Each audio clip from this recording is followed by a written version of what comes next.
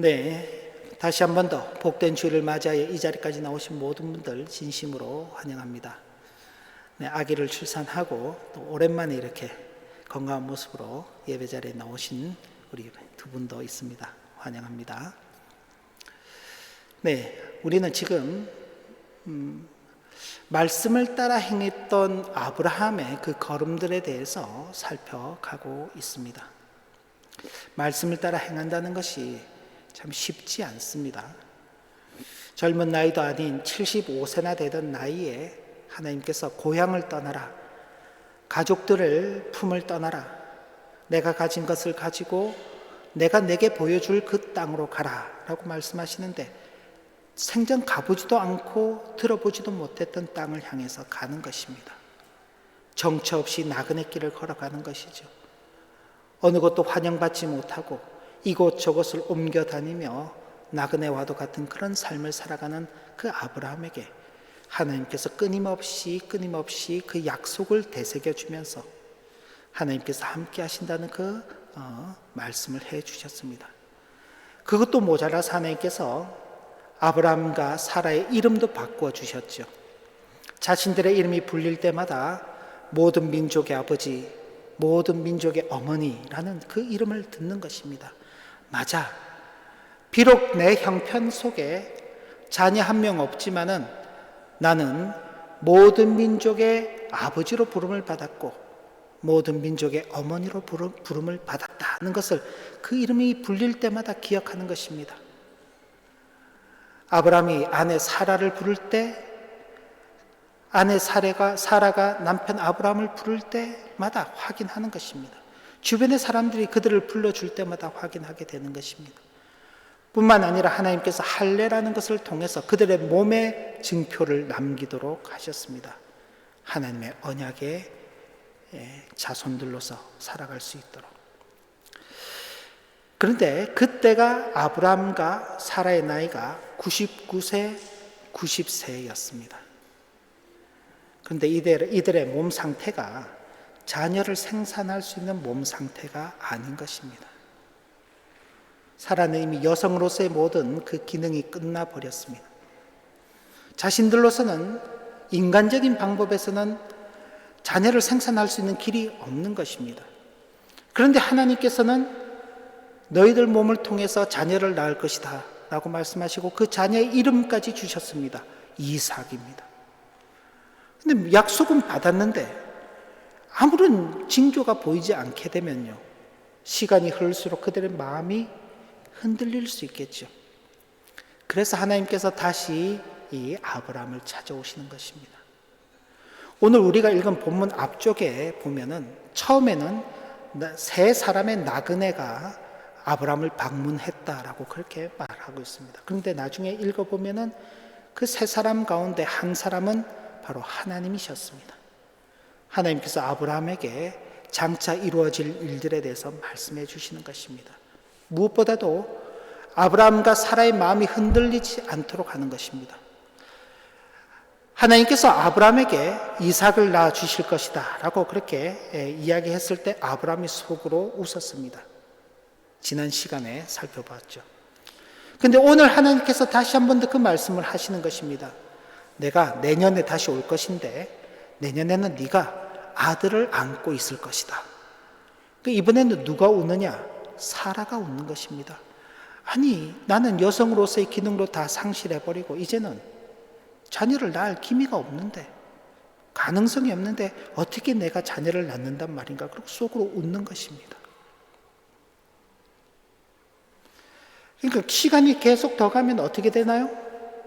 그들이 하나님의 약속은 약속으로 그냥 끝나는가 보다 그렇게 생각하기 쉬운 것입니다. 지난 시간에도 말씀드렸죠. 말이라는 것은 한번 내뱉어지고 나면은 그냥 공기 중에 사라져 버리는 것입니다. 그런데 하나님께서 그렇게 하지 아니하시고 그 말이라는 것을 통해서 사람에게 확증을 해 주시는 것입니다. 다시금 아브라함에게 아니, 내년에 너희들이 자녀를 가지게 될 것이다. 그렇게 해서 하나님께서 친히 육신을 입고 아브라함을 찾아오신 것입니다. 이것이 하나님께서 아브라함을 찾아오신 첫 번째 목적, 첫 번째 계획입니다. 그리고 아브라함을 찾아오셨을 때에 또 하나의 계획이 있으셨습니다. 그건 바로 소돔과 고모라 성에 대한 심판의 계획이 있으셨습니다. 하나님과 함께 하였던 사람들이, 천사들이죠, 떠나고 난 다음 이제 하나님만 남으셨습니다. 아브라함에게 아브라함, 너에게 내가 하고자 하는 그 일들을 어떻게 숨기겠느냐, 내가 계획하고 있는 모든 것들을 다 알려주겠다라고 그렇게 말씀하시면서 이렇게 말씀하셨습니다. 18절부터 21절까지인데 우리 한번 같이 읽어보겠습니다. 자막이 있습니다. 아브라함은 강대한 나라가 되고 천하 만민은 그로 말미암아 복을 받게 될 것이 아니냐. 내가 그로 그 자식과 건속에게 명하여 여호와의 도를 지켜 의와 공도를 행하게 하려고 그를 택하였나니 이는 나 여호와가 아브라함에 대하여 말한 일을 이루려 함이라. 여호와께서 또 이르시되 소돔과 고모라에 대한 부르짖음이 크고 그 죄악의 심이 무거우니 내가 이제 내려가서 그 모든 행한 것이 과연 내게 들린 부르짖음과 같은지 그렇지 않은지 내가 보고 알려 하노라라고 말씀하시며 가르쳐 주신 것입니다. 두 가지가 나타나고 있습니다. 먼저는 아브라함을 택하신 목적이 무엇인지가 나타나고 있습니다. 하나님께서 처음 아브라함에게 너는 본토 친척 아버지의 집을 떠나서 내가 내게 지시하는 그 땅으로 가라. 내가 그 땅을 너와 내 자손들에게 줄 것이다. 그러니까 아브라함은 땅이라는 것을 보고, 땅이라는 것을 약속받고, 또 자녀라는 것을 약속받고 하나님의 부르심에 응하여서 나왔습니다. 하나님께서 계속해서 아브라함에게 땅을 약속하시고 자녀를 약속해 주셨습니다. 그래서 아브라함은 생각하기를, 아니 언제쯤 땅을 주시고 언제쯤 자녀를 주실 것인가? 하도 자녀를 주시지 않으니까 처음에는 뭐라 그랬냐면 내 집에서 기른 종 엘리에셀이 내 후계자가 될 것입니다. 하나님이 아니다 그랬습니다. 네 몸에서 날 자여야만 된다. 이게 방법이 없으니까 이제는 사라의 여종인 하갈을 통해서 이스마엘을 낳습니다. 하나님께서 이스마엘도 아니라고 말씀하시는 거예요. 이제 자녀에게 자꾸 집착하게 되는 것이죠. 그런데 오늘 말씀에서 하나님께서 뭐라고 말씀하시냐면은 내가 너를 택한 목적이 있다. 그건 땅 주고 자녀 주기 위해서 너를 택한 것이 아니다 라고 말씀하는 것입니다. 뭐라고 말씀하십니까? 아브라함과 그의 자녀와 그에게 속한 모든 사람들이 여호와의 도를 지켜 의와 공도를 행하게 하시려고 택하셨다는 것입니다. 땅과 자녀는 부차적인 문제입니다. 정말 중요한 것은 쉽게 이야기하면 하나님께서 말씀하시는 그 말씀에 순종하며 사는 자들로 그들을 세우시기 위해서 하나님께서 그들을 택하셨다는 것입니다. 지난 시간도 말씀을 드렸습니다만 아브라함이 하나님의 부르심을 받기 전까지 이 창조 세계가 어땠습니까? 아담과 타락 이후로 인간의 범죄는 끝을 모르고 계속해서 번져나갔습니다.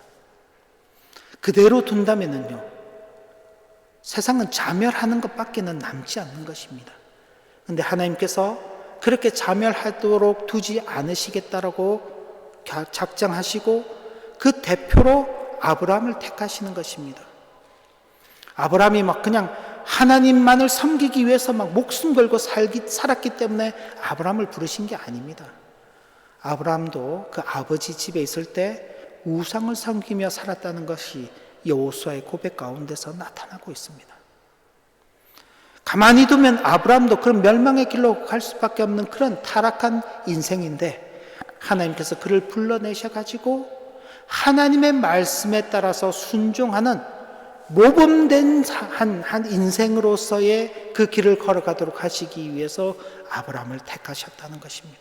아브라함만이 아니라 아브라함의 자녀들 그리고 아브라함에 속해 있는 모든 사람들이 다 그 삶을 살아가도록 하시기 위해서 택하셨다는 것입니다. 또 하나 소돔과 고모라에 대한 이야기가 나옵니다. 그들에 대해서는 그 죄악으로 인하여서 심판하신다는 대조되는 두 내용이 나타나고 있습니다. 이것은 믿는 자에게 영생을, 악인에게 심판을 내리시는 하나님의 이중적 섭리 형태를 보여주는 것입니다. 하나님께서는 선택과 유기라는 것을 통하여서 하나님께서 어떤 사람들은 택하시고 어떤 사람들은 버리심으로 하나님의 섭리의 역사를 이끌어 가신다라고 말씀하고 있는 것입니다. 이건 성경 전체에서 나타나고 있는 그런 내용들인 것입니다. 그래서 그걸 이제 신학적으로 표현할 때 선택과 유기라고 그렇게 표현을 하는 것입니다. 쉽게 이야기하면은 하나님께서 택하신 사람과 버린 사람이죠. 나중에 이제 대표적으로 등장하게 되는 게 에서와 야곱이 태어날 때입니다. 하나님께서 야곱은 택하시고 에서는 버리셨다라는 말씀이 후에 등장하게 되죠. 아브라함에게 주어지는 택함의 은혜는 아브라함이 열심히 노력해서 얻은 결과가 아닙니다.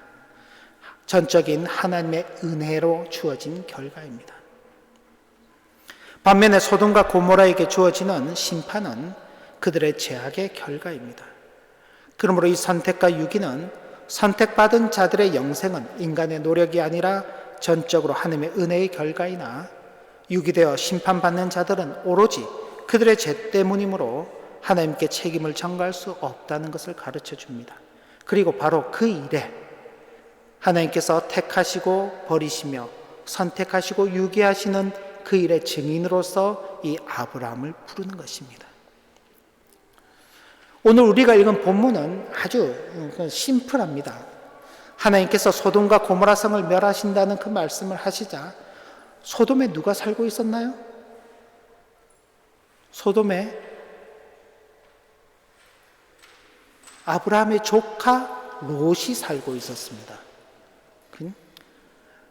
아브라함의 조카 롯이 살고 있어서 이전에 메소포타미아의 연합군들이 쳐들어와서 팔레스타인 지역을 점령하고 그들을 사로잡아갈 때 롯도 사로잡혀갔죠.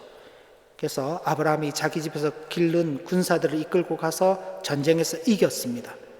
그때 이제 소돔이 등장하게 되는 것이죠.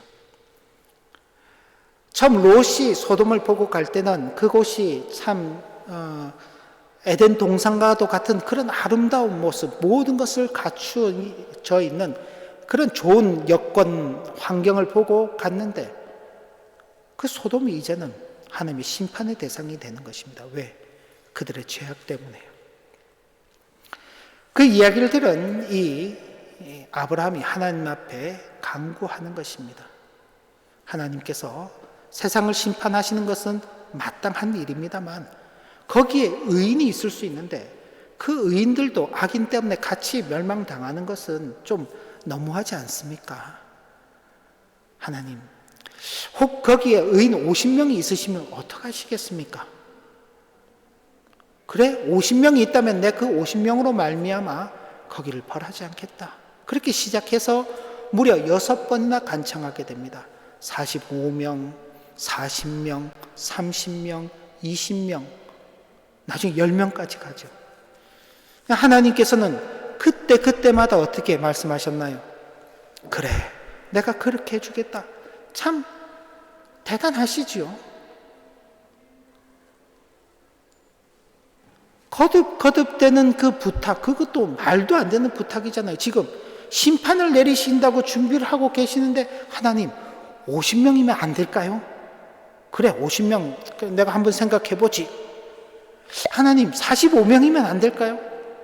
40명이면 안 될까요? 계속해서 줄어서 10명까지 가는 것입니다. 근데 하나님께서 다 거기에 그래, 너가 요청하는 그 요청들을 들어줄게. 하나님이 뭐가 답답하시다고 그러실 이유가 있나요? 근데 하나님께서 기꺼이 그렇게 하시겠다고 말씀하는 것입니다. 참 하나님이 어떤 분이신지를 보는 거죠. 우리는 소돔과 고모라라는 그 성을 심판하신 하나님만 생각하면 참 하나님이 너무하시다 싶은데 아브라함과 대화하시는 그 하나님의 모습을 보면 한없이 자비로우신 분이시죠. 기꺼이 양보하시는. 우리가 이제 집에서 보면은 부모들이 자녀를 기를 때는 이 좀 마음의 여유가 없어요. 그래가지고는 이 조급해서 자녀들이 내 마음대로 되지 않으면 막 이렇게 좀 막 혼내기도 하고 막 이렇게 막 쪼우기도 하고 막 그렇게 해요. 근데 할아버지 할머니들이 이제 손주들을 보시면은요, 여유가 있으시거든요. 뭐 좀 잘못했다, 아이 그냥 냅둬라, 나중에 되면 잘한다, 좀 기다리면 괜찮다, 이걸 받아주시는 거죠. 하나님께서 아브라함과 대화하실 때 좀 그런 느낌도 있는 거예요.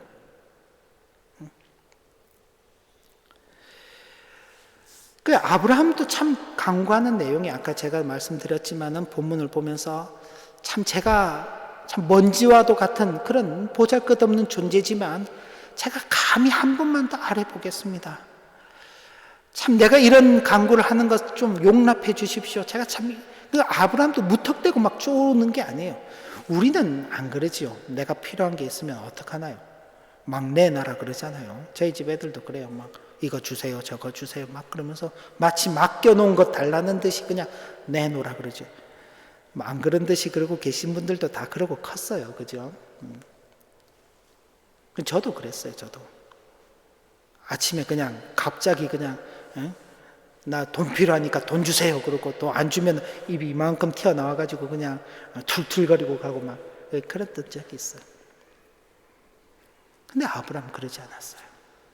대단히 조심스러워하는 마음, 하나님의 그 공의가 조금이라도 손상받지 않도록 하려는 그 조심스러운 마음으로 하나님 앞에 간구하고 기도했던 것입니다. 그러나 아브라함의 그 간구가 계속될수록 더욱 분명하게 드러나는 것은 소돔성의 죄악이 결코 하나님의 심판을 피할 수 없다는 사실입니다.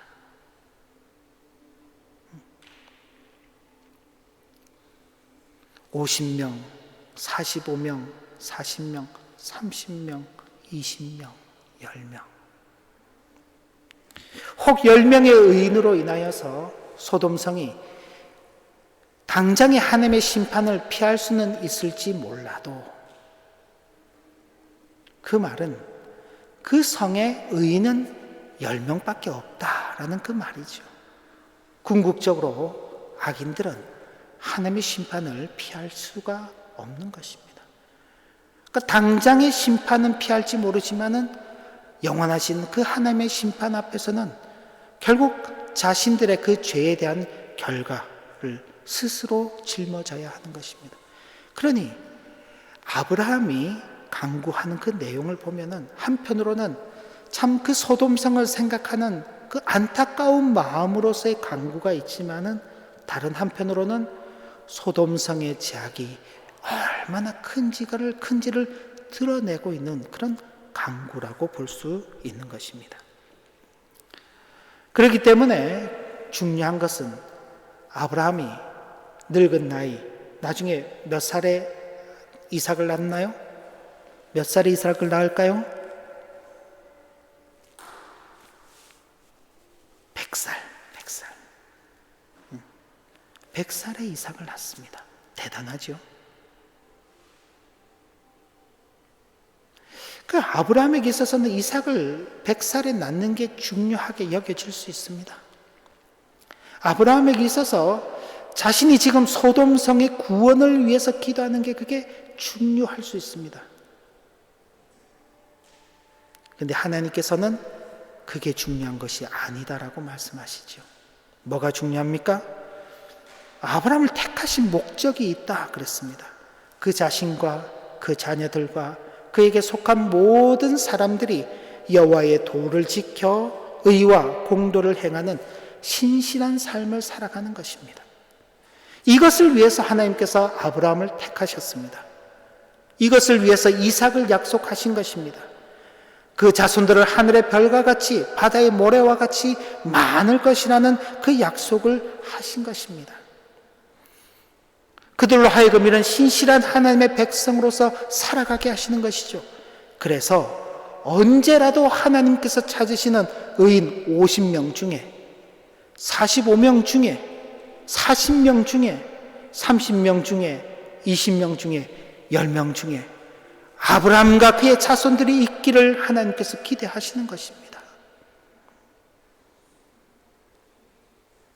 그 자신들이 거기에 있어야 되는 거예요. 이게 아브라함의 그 사명인 것입니다. 그저 소돔성을 위해서 기도한 것으로만 끝이 아니라 하나님께서 자신을 택하신 그 목적에 따라서 살아가는 것입니다. 그리고 정말로 하나님께서 의인을 찾으실 때에 제가 여기 있습니다. 저만 여기 있는 게 아닙니다. 제 자녀들이 있습니다.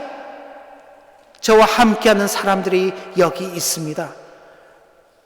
충분히 50명이 넘는 것이죠. 충분히 45명이 넘는 것입니다. 충분히 30명이 넘고 20명이 넘고 10명이 넘는 것입니다.